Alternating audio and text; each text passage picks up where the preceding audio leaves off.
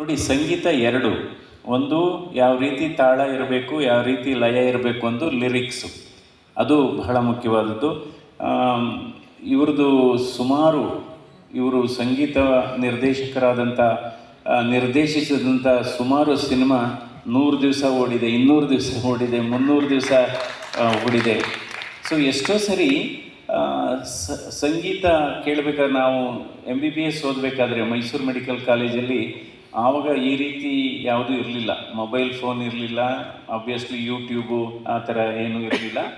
ನಾವು ಕಾಫಿ ಕುಡಿಯೋಕ್ಕೆ ಹೋದಂಥ ಸಂದರ್ಭದಲ್ಲಿ ಈ ರೆಕಾರ್ಡ್ ಪ್ಲೇಯರ್ ಹಾಕೋರು. ಸೊ ಅಂದರೆ ನೀವು ಯಾವ ಸಾಂಗ್ ಬೇಕು ಅದು ಹಾಕಿದರೆ ಎಷ್ಟು, ಒಂದು 50 ಪೈಸೆನ ಏನೋ ತೊಗೊತಾಯಿದ್ರು ಅನಿಸುತ್ತೆ.